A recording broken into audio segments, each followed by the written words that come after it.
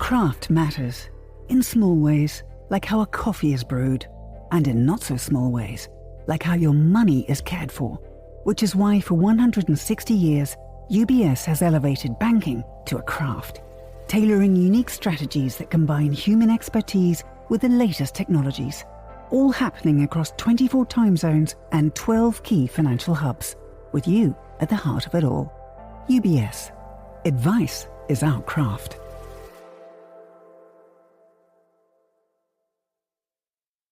You're listening to The Globalist, first broadcast on the 24th of October 2025 on Monocle Radio. The Globalist, in association with UBS.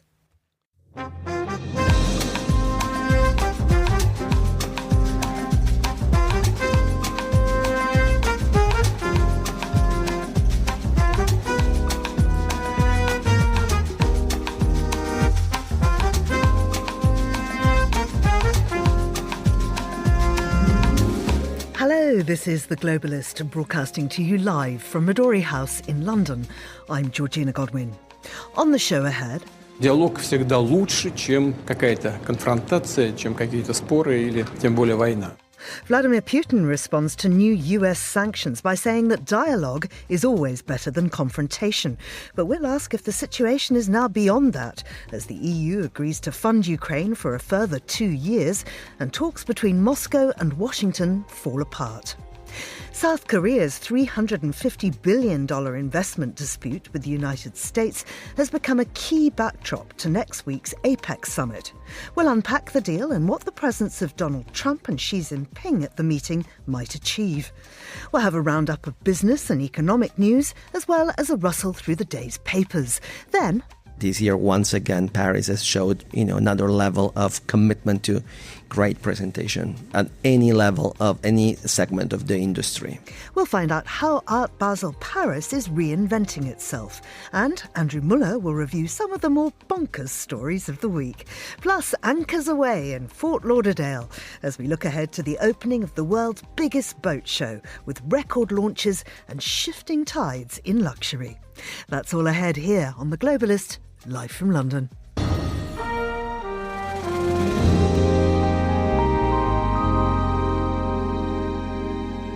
First, a look at what else is happening in the news. US President Donald Trump has halted all trade negotiations with Canada after accusing Ottawa of producing a fraudulent Ronald Reagan ad criticising tariffs. Trump has dismissed Israeli lawmakers' push to annex the occupied West Bank, saying Israel is not going to do anything with the territory. And Alaska Airlines grounded flights nationwide for nearly 3 hours following a major IT outage before gradually restoring operations. Do stay tuned to Monocle Radio throughout the day for more on those stories. Now, European leaders meeting in Brussels yesterday agreed to guarantee Ukraine's financial support for the next 2 years, but stopped short of approving the use of frozen Russian assets to fund that aid.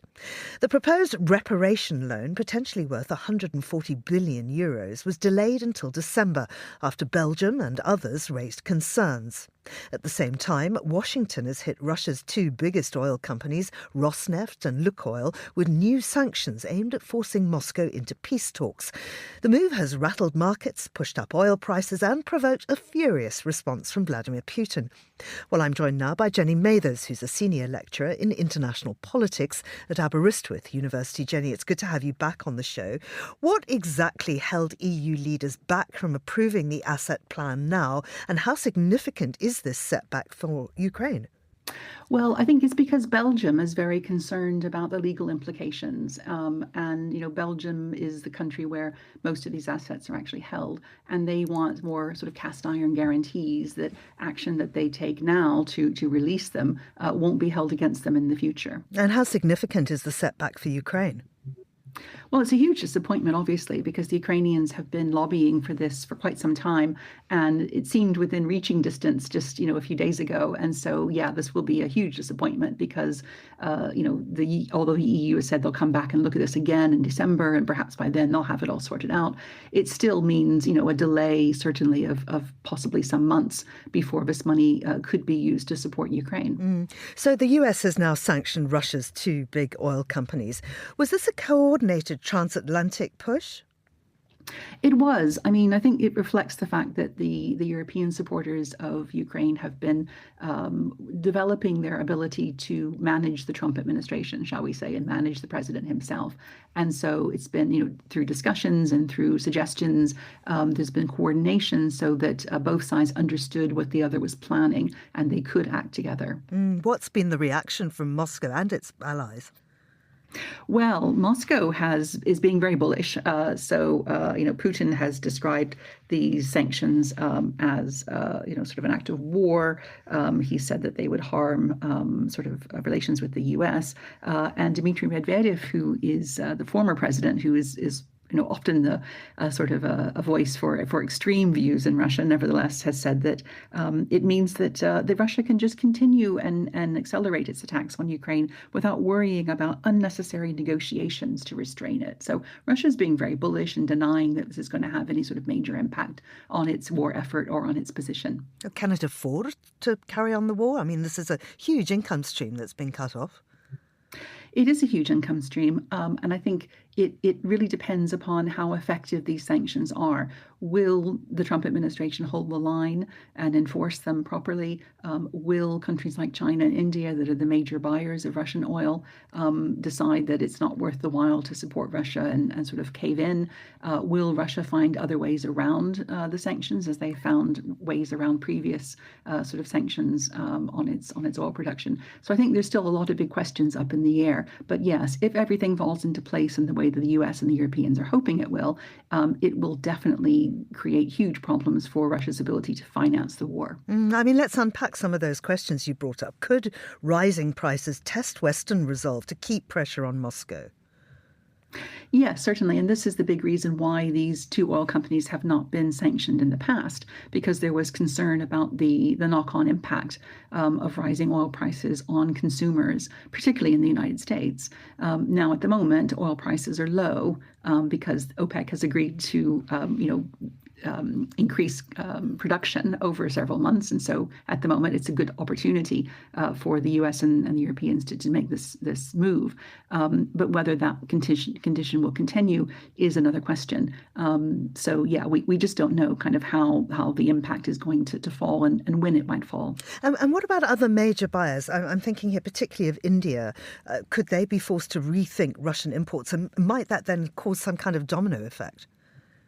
Well, India so far does seem to be indicating that it might back away from purchasing Russian oil, or at least directly purchasing Russian oil from these two suppliers. And the wording, I think, is significant because if they can find a way around directly purchasing the oil from these two suppliers, then they might very well do that, because this is very lucrative for the Indians. They import Russian oil, they refine it in Indian refineries, and then they resell it, basically.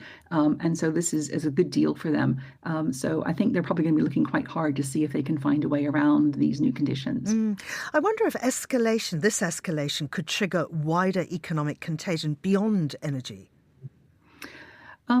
I think there's a potential for that, of course. And again, a lot depends upon the dynamics within the energy market itself. But yes, this potentially does have ramifications for other kinds of commodities and other kinds of prices to sort of reverberate outwards. So do you think that this combination of sanctions and a financial pledge bring the world any closer to a negotiated peace? Well, there's hope, at least, that it will. And I think that's probably the most that we can say at the moment, because of all of these questions that we've discussed. We just don't know how stable, how long-lasting this position is going to be, and whether it will have the desired impact, because Russia's going to hold out as long as it can to avoid sort of caving in and giving in to these kinds of pressures. And will the Trump administration be willing to hold a course long enough to make a difference? So, yeah, I think there's hope, but I don't think we can say much beyond that. And given the EU's delay in approving this package, what does it mean for Kyiv right now as it struggles to keep its finances afloat? So the challenge, I think, for Kyiv is to try and hold on. In a material sense, in terms of money, and see where it can get some more support from Europe. while it waits for this package of Russian money, hopefully to come through, but also to keep up morale at home. I think this is a huge issue that Ukraine faces after more than 3 years of war, is to give the people some hope that the tide is turning, and that things will be better, and that there is some kind of an end to this war. So I think the two things together, material capabilities, but also morale, are really important for Ukraine. So this is a difficult moment for them. Now, of course, we're seeing more talks coming up. Keir Starmer, who's hosting this meeting about Ukraine in London, is going to push allies for long-range missiles. How likely is that? What do you think we're going to see come out of this London meeting, given that Zelensky's meeting in Brussels yesterday didn't go quite as planned? Yeah, I think it's a tricky one for the Europeans because they want to support Ukraine, but they also need to keep on the right side of Trump. And Trump has indicated that he certainly doesn't want at the moment to offer, Tomahawk long-range missiles to Ukraine. And he doesn't want to be seen to be authorizing these sort of longer-range strikes. So I think the Europeans have got a tricky one to decide whether they're going to push ahead and show leadership, basically, in this area, or whether they need to hold back to try and keep the US sort of sweet and on their side. Jenny, thank you very much indeed. That's Jenny Mathers there. And this is The Globalist.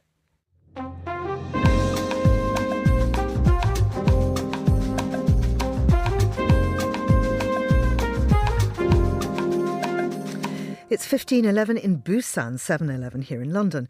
Ahead of next week's APEC Leaders Summit in Gyeongju, South Korea, and the United States remain at odds how to deliver a $350 billion South Korean investment package in US industries such as semiconductors and batteries. The row over cash versus loan funding has stalled tariff talks and could shape both the summit's tone and the adoption of the so-called Gyeongju Declaration. Adding to the tension, both Donald Trump and Xi Jinping will travel to South Korea next week for back-to-back meetings with President Lee Jae-myung. It's a rare moment when Seoul finds itself at the centre of global diplomacy. I'm joined by Robert E. Kelly, Professor of Political Science at Busan National University. Robert, good to have you back. What exactly is the Gyeongju Declaration, and what's it expected to achieve?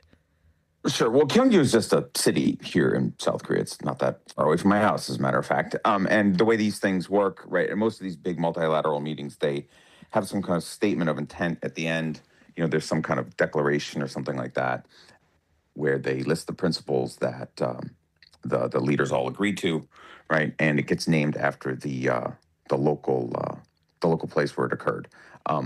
And so this time, the fight over it, where the name is just the city, the big fight is going to be over free trade and to what extent the participants are committing to free trade because of Donald Trump and the trade war. That seems to be the big debate. How much can they get the Americans and the Chinese to commit to? And how would you describe the current state of trade and investment between Seoul and Washington? Pretty bad.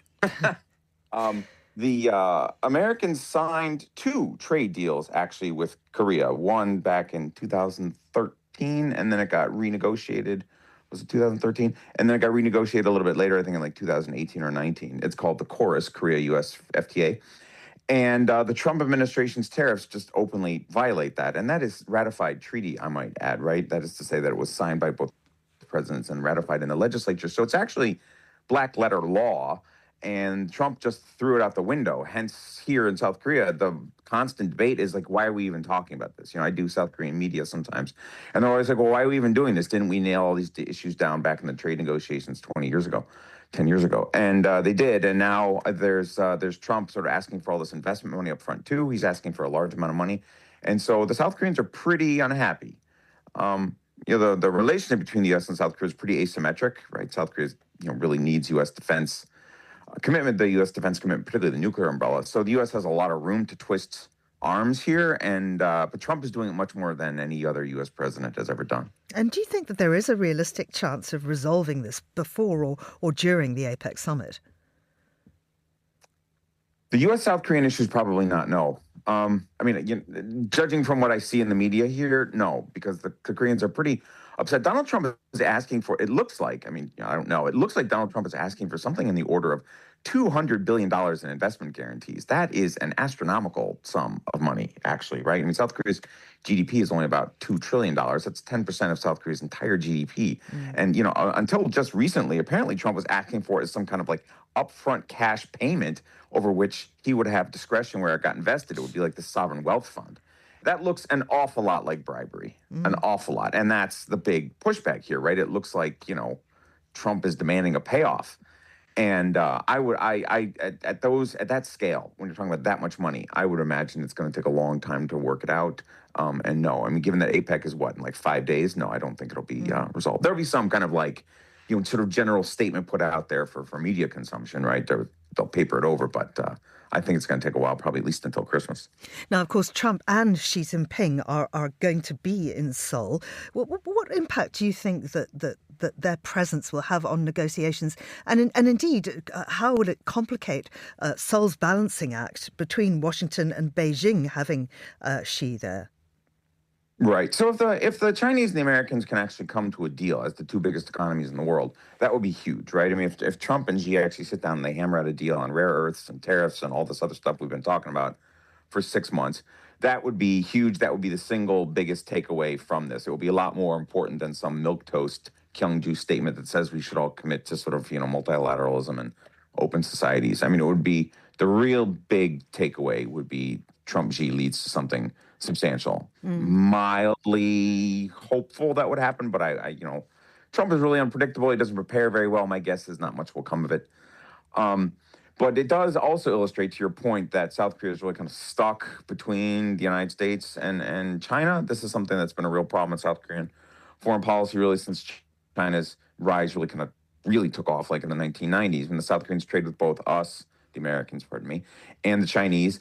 And the U.S. and China are obviously, ideologically really, really far apart. And so it has kind of got them in this position where they're being pulled back and forth. And that's probably the biggest foreign policy split in the country, right? And like, how much do we throw in our lot with the Americans because China's like a dictatorship? But now Donald Trump kind of sounds like a dictator too. So what do we do?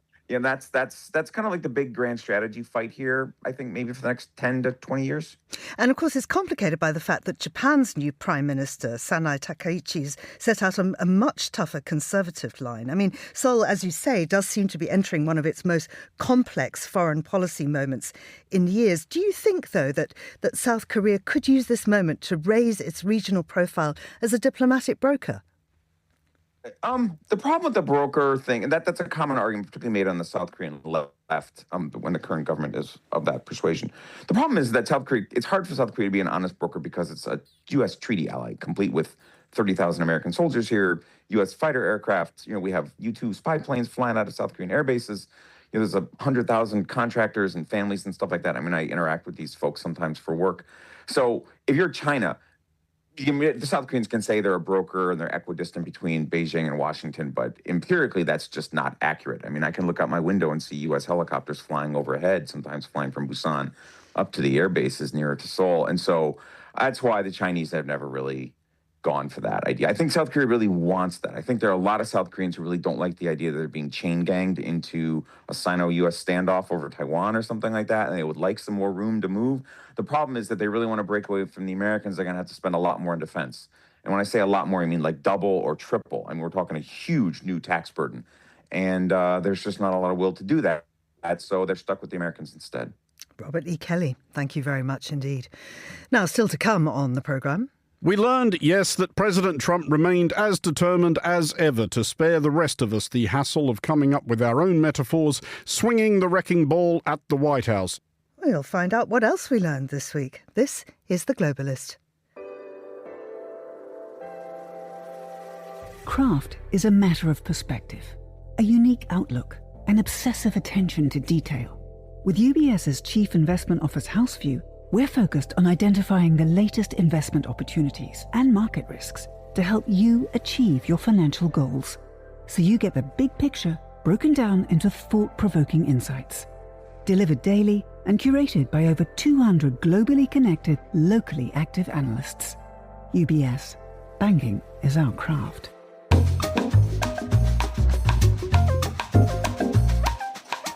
This is The Globalist on Monocle Radio with me, Georgina Godwin. The time here in London, 7:20. And we'll continue with today's newspapers. Joining me in the studio is the political journalist and broadcaster Theo Usherwood. Good morning to you, Theo. A very good morning to you, Georgina. So our headlines are reflecting this US-Canada trade talk collapse. It's over at television advert. It is. We can all blame Ontario's Premier Doug Ford, who's an outspoken critic of Donald Trump, putting together an advert to goad the Americans, which is based on a 1987 radio address by the former US president at the time, Ronald Reagan, in which he spoke negatively about tariffs. Donald Trump, we know, sometimes has a thin skin, and he's put out a post on Truth Social to say that tariffs are very important to the national security and economy of the USA, all in caps, and therefore, based on their egregious behaviour, all trade negotiations with Canada are hereby terminated. Now, this is a huge trade deal, which is designed to deal with goods outside of the existing arrangements, which include, of course, Mexico and Canada, and it's worth around $928 billion US dollars.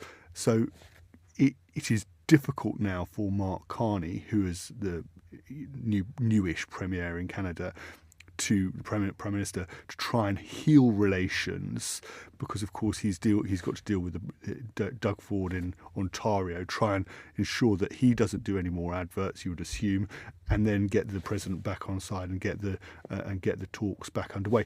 I think it also underscores the wisdom. I know there are a lot of critics of people like Keir Starmer, of the British government, of actually trying to be very cautious in the way handling the president with kid gloves, because it does demonstrate this story that if you in trying to handle negotiations which are very delicate, those negotiations are made even more delicate by the thin skin of Donald Trump, and that his volatility that we've seen with this particular deal, collapsing the deal, will have potentially huge implications for Canada's economy.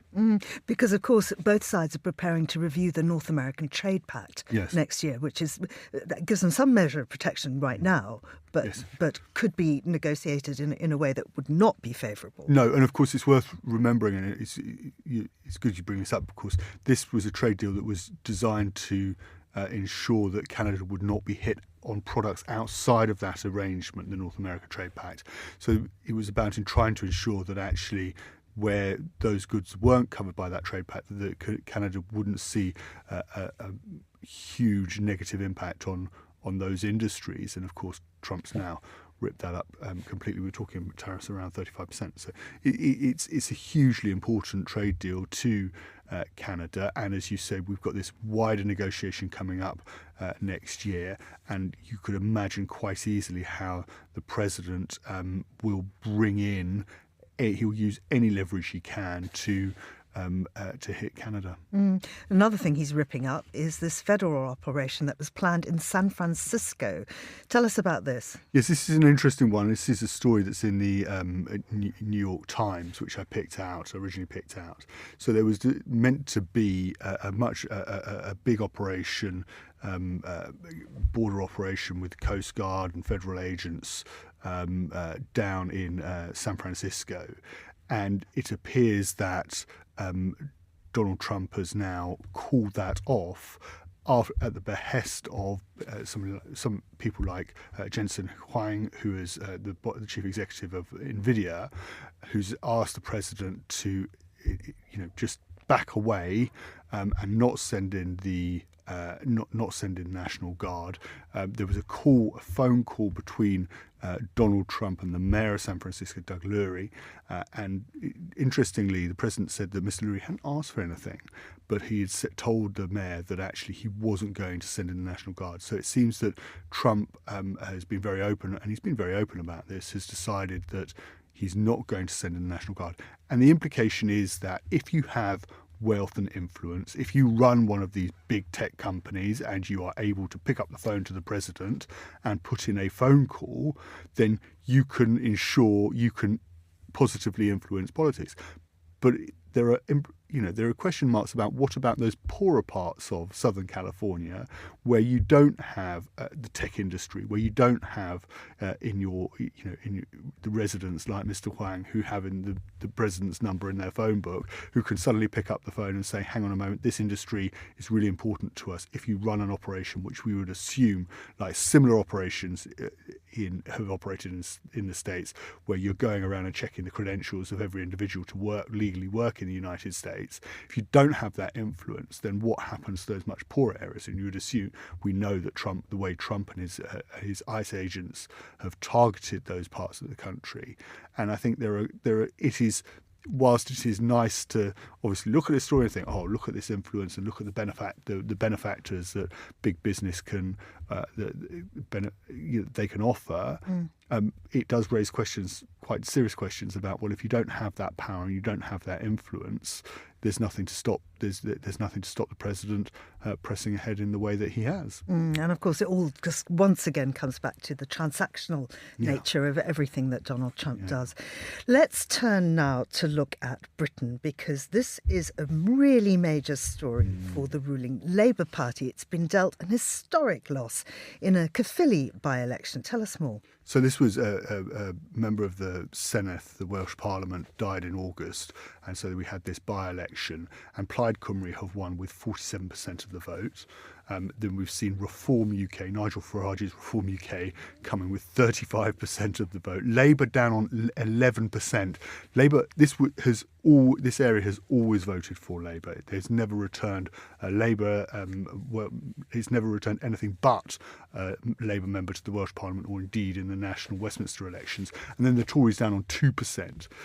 And we're looking ahead to the Senedd elections next year. But even before that, Labour, until yesterday, had half the votes. They had to rely on a Lib Dem member of the Senedd to get their budget through last time round. They've now got to find 2 independents to try and get their budget through in January. And it points to the fact, more crucially, that come the elections in May for the Senedd, it's going to be a straight 2-horse race between Plaid Cymru and Reform UK. Labour are wiped out. And it points to the fact, I think, that increasingly every party apart from Reform are no longer federal parties. We had this question mark asked of Ed Davey when I was at the Lib Dem conference. Can they win in Scotland? Can they win in Wales? Ultimately, they can't. Labour are being pushed out of, well, we're seeing they're being pushed out of Wales. They're probably going to be pushed out of Scotland as well, with Reform doing much, looking to be the main opposition, if not running Holyrood. And we're seeing this shrinking where actually the traditional political parties in Britain can only really operate in England. The only party that's a federal party that can operate right across Britain is going to be Reform UK. And it points to not only a victory, I think, for Nigel Farage, and whether he ends up running it or very close to running it with Plaid Cymru next year, then that's the first. And then, of course, the national elections. But I think it will also, with Plaid Cymru doing so well, raise the prospect. And we had back in 2014, the question of independence in Scotland. Now I think we're going to get the question of independence in Wales as well. There is one quick story I want to cover before we go. I don't know if you noticed when you come into the beautifully appointed Midori House that our security guards are equally beautifully appointed. They are all ex-Gurkhas from Nepal and carry themselves that way, and all the rest of it. We're in safe hands if we've got Gurkhas at the front of the door. Nobody's coming in here. And I want to talk about Nepal because Jersey cows are helping Nepalese farmers improve the quality of their milk. I never thought a key part of international aid would be cow semen, but it appears that is now what Jersey is doing. And it's fantastic because Nepalese cows, this was a story I dug out on the BBC, can only apparently produce 2 litres of milk per sort of milking. And they're struggling to sell their milk. And so what Jersey have done is they've got together with their scientists, they've come over with some Jersey cow semen, and they are now implanting that into the Nepalese cows to breed cows with Jersey, a sort of mix of Jersey Nepalese cows, which are much more, which produce much more milk, and are therefore supporting the Nepalese economy, and the farmers there, so they can sell their milk and produce more milk for their communities. And I think it's just a lovely way of of international aid, showing it can make a real difference in a way that you just wouldn't necessarily expect. Theo, thank you very much indeed. That's Theo Usherwood there, and this is The Globalist on Monocle Radio.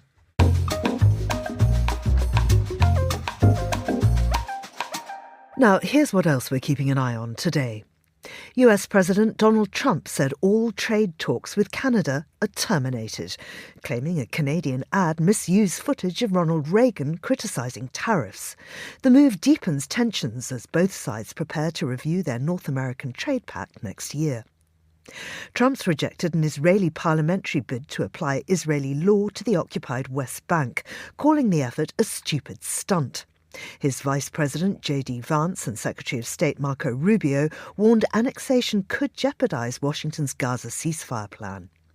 And Alaska Airlines briefly grounded all flights across the US due to a nationwide IT failure that disrupted evening operations.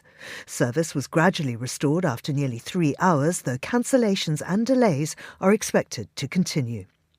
This is The Globalist. Stay tuned.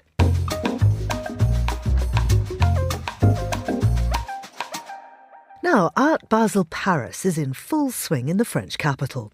Despite the ups and downs of the art market this year and a brazen art heist at the Louvre that kicked off the week, the mood in Paris among the art crowd has been one of great positivity. Monocle's associate editor for culture, Sophie Monaghan-Coombs, has been exploring the fair and spoke with Vincenzo De Bellis, the chief artistic officer and global director of Art Basel Fairs.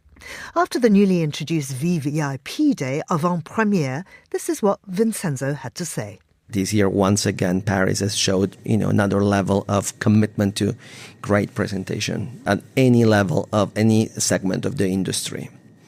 And then the attendance yesterday was great. We had several top clients for our top collectors from everywhere in the world, a lot of Americans.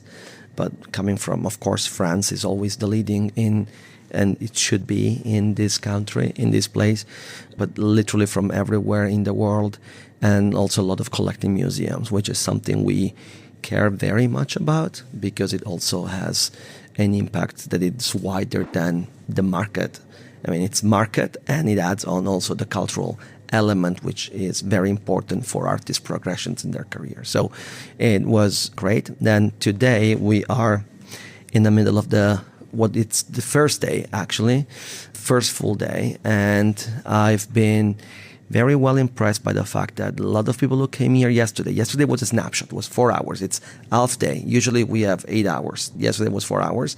So now a lot of people are coming back, which is what we wanted and what we were hoping, and coming back and either closing some of the conversation they had and or exploring the more emerging part of the market, which is the future of the art world. So it's something we deeply care about. And some of the conversations I've had at Basel in Basel, some gallerists were talking about mixing up the stuff on their booths, maybe putting some slightly lesser known artists up there with their household names. Maybe you could talk a little bit about how you've seen galleries approaching, how they've curated their booths, and also a little bit about some more details about the kind of things that are being sold and what's been happening so far. So all the galleries, any segment of the market, they mix generations. Even the ones that are more emerging in the recent years, and it's something that started already 10-ish years ago, that galleries are rediscovering figures that were forgotten, for lack of a better word, for many years. And it's a desire of repositioning also the narrative of what art history is and looking through gender, background, diversity, which is not something that the art world has been for many years not very focused on. And so that is something that still is very present. So the rediscovery, the mix of generations, even with very well-known artists and unknown artists, more emerging, is something that is going on in most of the booths. Gagosian announced, it's public knowledge, that They have a Rubens in their booth, which is a unique thing for Art Basel. That was a very specific. Speaking of going back and forth within the centuries of art, it's probably the most unexpected thing to see at Art Basel. And we happily received that proposal because it made a lot of sense curatorially within the booth. And I have to say the booth is spectacular. And that makes a lot of sense now that people can see it in person. There's some great projects, a lot of great projects. I'll just cite some that for me are very indicative of how galleries are approaching this fair. I'll mention Ugo Rondinone's solo booth at Eva Presenuber. That's very... Eva's been doing for the second year in a row solo presentation. Last year she did Chabalala Self. This year is doing Ugo Rondinone. Very thoughtful and risky because galleries only presenting one artist. It's very risk-taking, and so that needs to be highlighted, in my opinion. At the same time, similarly, but with an artist that is probably the most important, most known artist of the past century, the solo show of Picasso at NAMAD Contemporary is unbelievable in quality, also knowing that there's one of the paintings that was acquired by David Namad when he was only 19 years old. And then I would mention few works that I've seen that really kind of are, in my opinion, very strong, make strong presentations. I'll mention two booths that are one across the other. Fruit Maggers with this very site-specific work by Thea Georgiadze is a metal stainless steel triangle that cuts the booth in two. It's beautiful and really makes the booth very special. Similarly, on the other side, there's a foot by Luciano Fabbro, who's an artist I admired for my entire life. He's an Italian artist from the group of Arte Povera, and is basically a long leg with a brass foot that looks like a dinosaur foot. But it's very elegant because it's a silk leg. I can go on and on. There's many things. That was Art Basel's Vincenzo de Bellis in conversation with Monocle's Sophie Monaghan-Coombs. You're with Monocle Radio.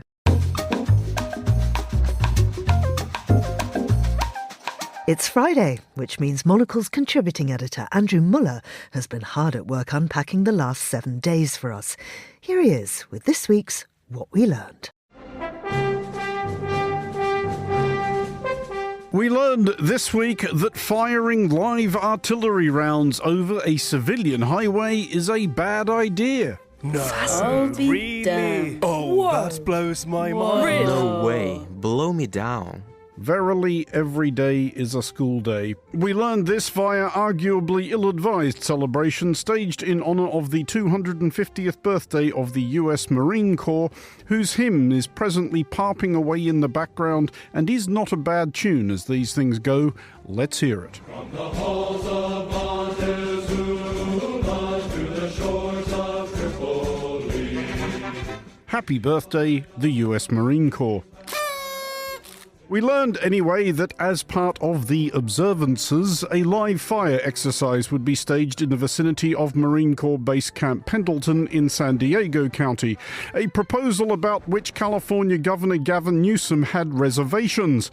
Live artillery rounds, civilian highway and so forth, and accordingly closed Interstate 5, which runs by the base, and we learned that even this elementary precaution was sufficient to prompt yet another of the inane culture war bun fights which have in recent years become a significant American manufacturing sector. Governor Newsom blasted the White House for having this tribute, saying firing artillery over the 5 freeway would be dangerous. The White House scoffed at Newsom and held the tribute anyway. Yes, we learned that the White House was going to go ahead and dismiss the governor's concerns as the milquetoast witterings of a sandal-wearing, soy milk slurping, mung bean munching, tree-hugging, ukulele-strumming flower child, because nothing involving the firing of live artillery rounds over a civilian highway could possibly go wrong. The 155mm shell was supposed to explode miles away, inland on Camp Pendleton. The Marines were going to fire dozens to celebrate their 250th birthday and the visit from Vice President J.D. Vance.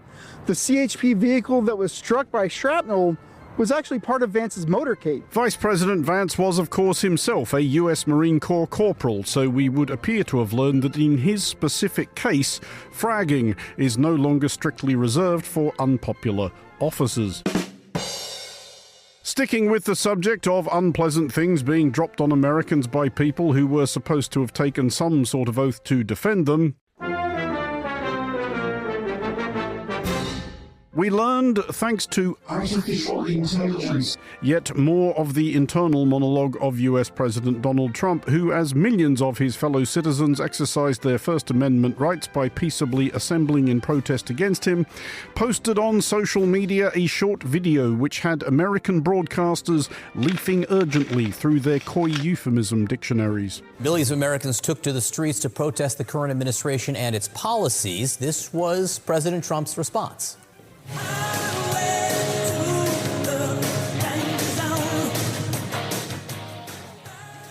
The AI-generated video features President Trump in a crown, flying a fighter jet emblazoned with King Trump on its side. The president then appears to dump raw sewage on protesters. We learned, however, that if anybody was more aghast than American newsreaders, it was the unwitting and indeed unwilling composer of the soundtrack of Trump's lurid scatological fantasy, Danger Zone hitmaker Kenny Loggins. Singer Kenny Loggins is demanding President Trump take down an AI-generated video that used his song Danger Zone.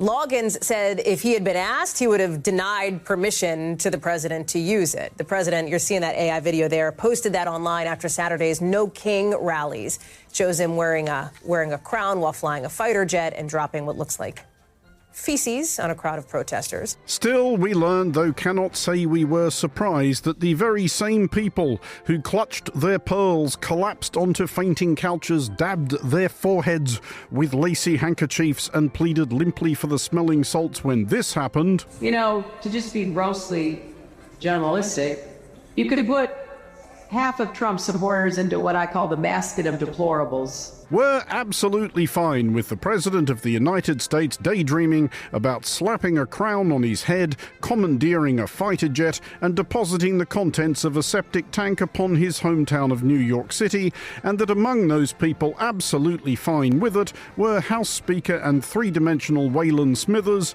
a Simpsons reference, ask your parents, Mike Johnson. He is using satire to make a point. He is not calling for the murder of his political opponents. From which we learned that the president is not calling for the murder of his political opponents, though we, for one whimsical news monologue, would characterize ourselves as intrigued that of all places, was where Speaker Johnson went so quickly.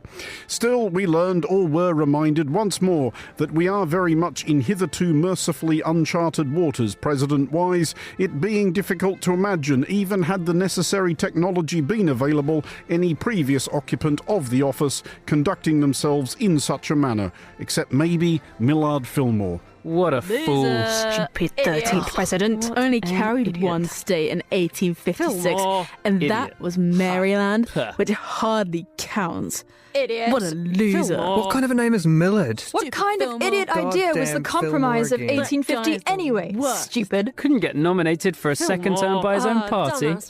What a deadbeat. You know what? I really don't like him. Don't remember why we made that in the first place, but definitely do remember everyone moaning about having to do it. Like, how many uses were we ever going to get out of a chorus of derision about President Millard Fillmore? But who's the self-indulgent prima donna wasting his busy colleagues' valuable time now, eh? Come on. Just get on with it. We learned anyway that President Trump was not done recalibrating the dimensions of the office of president, either figuratively or literally. Some other dramatic video just into us, even live as we speak, as we're learning the whole East Wing of the White House, it is being demolished. It's being pulled down. We learned, yes, that President Trump remained as determined as ever to spare the rest of us the hassle of coming up with our own metaphors, swinging the wrecking ball at the White House, apparently with a view to replacing the East Wing of which with a ballroom, the plans for which he unfurled in the Oval Office, still there as of this broadcast, amid a press conference with Mark Rutte, Secretary General of NATO, who, to be clear, has absolutely no more pressing concerns at present. I brought these along so people could see, but it's, there's a relative Nobody's actually seen anything quite like it. Nobody who never asked Saddam Hussein for directions to the bathroom, anyway. For Monocle Radio, I'm Andrew Muller. Thank you, Andrew. This is The Globalist on Monocle Radio. IQ, EQ, and AI. 3 components key to the craft of innovation at UBS. Because to stay ahead in a rapidly evolving age, you need a partner with decades of experience, endless passion for the work, and a finger on the pulse of leading technologies, bridging human expertise with artificial intelligence, all to elevate you. UBS. Banking is our craft.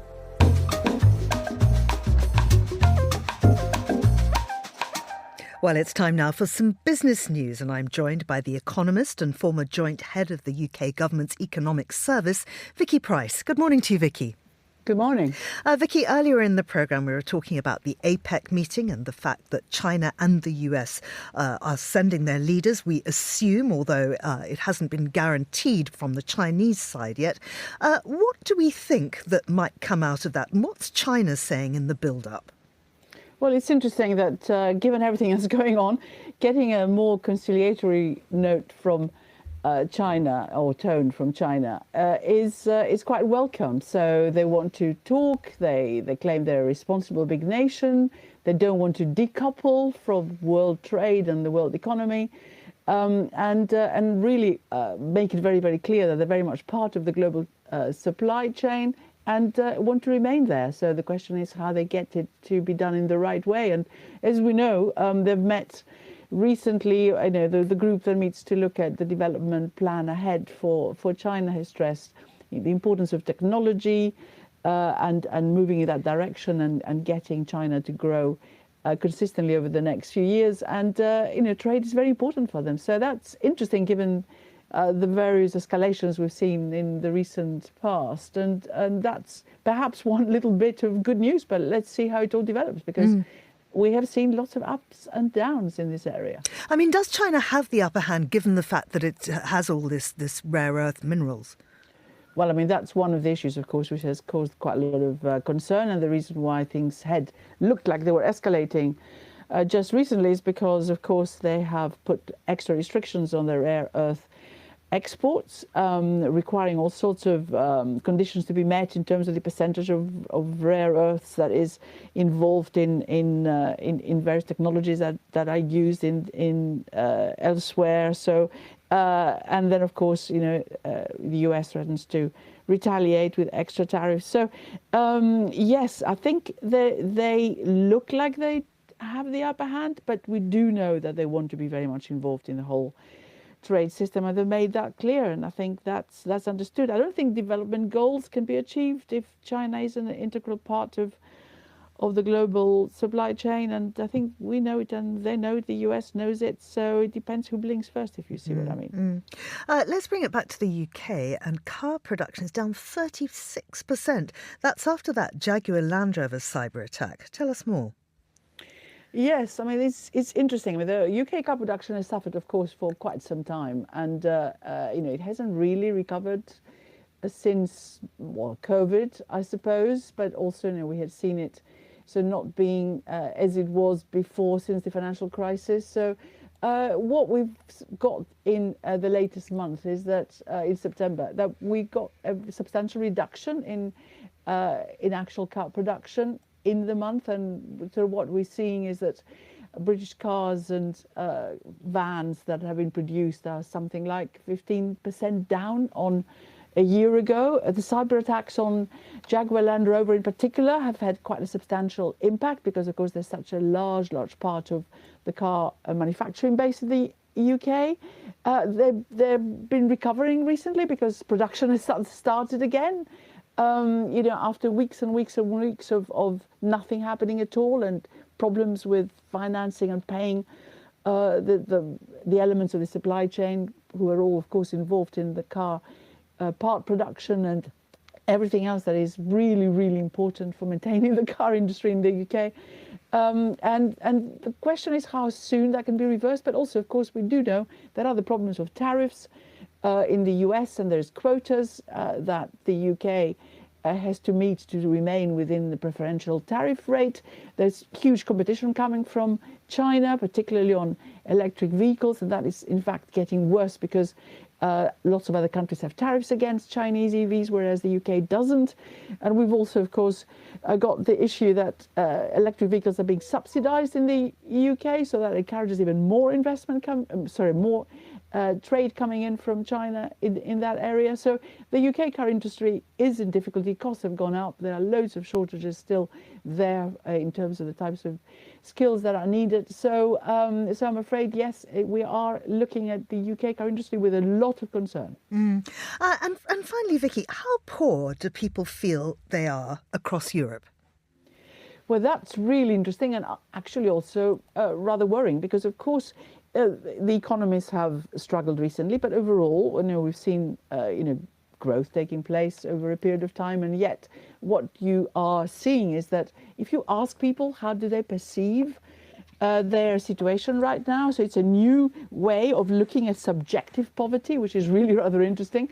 What you find is that 17%, just over 17% of the UK population last year, but regarded themselves as subjectively poor, in other words, not really able to make ends meet.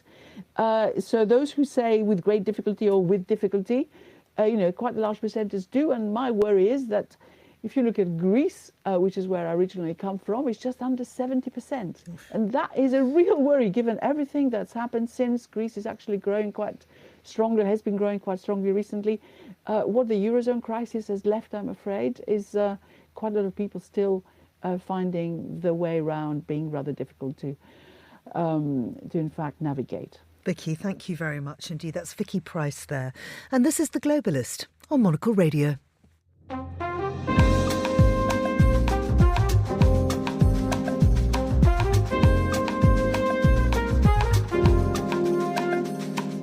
Now it's all aboard for the Fort Lauderdale International Boat Show. The world's largest event of its kind opens next Wednesday. It runs until November the 2nd. Nearly 100,000 visitors will descend on Florida's docks to see everything from sailing sloops to super yachts. But this year, the talk isn't just about design and horsepower. Sanctions, tariffs and shifting buyer habits are reshaping the market. And even the sale of a seized Russian yacht is testing how global politics and luxury now mix. Well, I'm joined on the line from Nice by Anders Curtin, who is CEO of Fraser Yachts. Anders, many thanks for joining us. I know you've just returned this week from the inaugural African Boating Conference in Cape Town. Tell us a little more about that.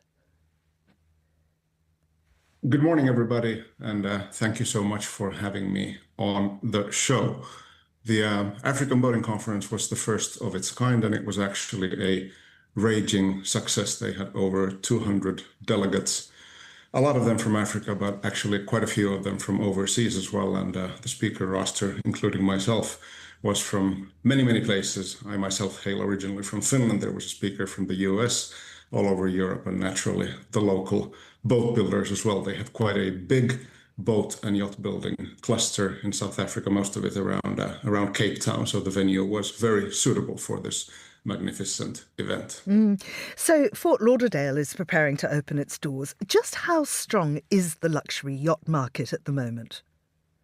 Well, you know what? Ever since the pandemic, I think in our specific niche, which for Fraser Yachts is super yacht services, forecasting has been exceedingly difficult. The disparity between the worst case and the best case scenario has never been as wide as over these past 5 years. The pandemic was a positive market aberration for us. We reached all-time highs, both on new yacht construction sales as well as brokerage transactions, and also with charter. And the past years after the pandemic have been really, really strong. We have, over the last 2 years, have sustained business, which is significantly over the pre-pandemic average. So while there's been some normalization after the pandemic, we're actually at really, really healthy levels, which has been highly pleasant. Do you think that sanctions have changed the way the super rich buy and sell? Well, I mean, obviously the sanctions have changed the market in the sense that Russian buyers aren't really in the market anymore to the same extent that they were before the war in Ukraine. But the other sort of if you look at the geographies and the nationalities of the buyers, that's been pretty constant. The US is still number one with some 40% of the buyers, and Europe is still steadily number two with about 35%. And the rest of the nationalities are pretty evenly spread all over the remaining globe. Now, tell us how tariffs are beginning to redraw the global yacht building map. Well, look, we operate in the superyacht space, and historically, in the sense of where you flag the vessel, it doesn't really matter whether the ultimate beneficial owner has a Finnish or Swedish or French or Italian or US passport. Generally, the bigger inventory, 30 meters and plus, is very rarely flagged with the nation's flag of the ultimate beneficial owner's nationality for a variety of reasons, not really mainly being lacking patriotism, but rather that this is a very small niche. We're talking about 200 some new yachts launched every year, 30 meters plus, and we're talking about 400 or 500 brokerage transactions in that same size range per year. And the total super yacht fleet over 30 meters is only about 7,000 yachts nationwide. So, many countries apply sort of commercial maritime flag regulations also to leisure craft, which really they couldn't be further apart in terms of use cases and the practical operational needs of the yachts. So the flag states tend to be, a couple states that have chosen to sort of pursue the particularities of the super yacht segment, and thus this is really the rationale with which the flag states are chosen, which means that sort of import tariffs don't really apply. And so people with that kind of mindset, do they care about sustainability? They do. We've seen a significant shift over the last 5 years. And while sort of pre-pandemic, it was a nice icebreaker at a cocktail party where everybody knew that this is something that you're supposed to be interested in. Actually, over the last years, we've seen a significant shift. And in many of the discussions, especially about new builds, we see this play a pretty big part in the sort of final negotiations about the specification, whether it's the propulsion technology used on board or other solutions that can help you save energy on board. And especially in the sailing superyacht space, there's actually quite a few yachts out there that have been launched that are fully electric, in the sense that the main propulsion unit is electrical and they hydrogenerate electricity as they sail, which means that these 150-foot vessels, they can actually cross the Pacific Ocean without burning a single drop of fossil fuel. So the technological shift over the last 5-10 years has really been massive. And finally, are charter destinations shifting as clients look further afield? The charter destinations, if we look at the big bulk of charter, we as Fraser, we sell about 7,000 days of charter every year. It's a pretty sort of steady transitory route. The summer usually spent in the Mediterranean, and the winter season occasionally in the Bahamas and the Caribbean. There is more appetite for sort of further away destinations, be they further north or further south, but about 60% of the traffic is still the Mediterranean, and about 30% is in US adjacent waters, Caribbean, Bahamas. So then the remaining 10% is pretty evenly spread. But we do see yachts venturing further now than maybe was typical 10, 15 years ago. Anders, thank you very much indeed. That's Anders Curtin, who is CEO of Fraser Yachts.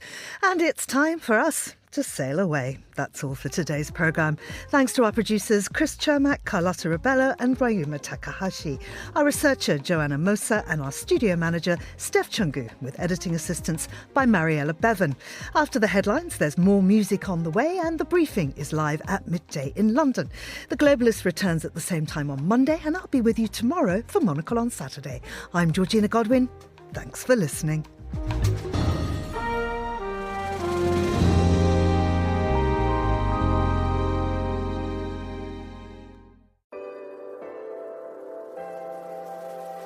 With UBS, you have a truly global partner, incorporating new technologies, innovative approaches, and unexpected opportunities, leading you to insights that help answer the questions that matter, delivered with passion, care, and unmatched expertise. Because it's about rising with the dawn each day, knowing that we can do even better. That's what banking is to us. Not just work, but a craft. UBS. Advice is our craft.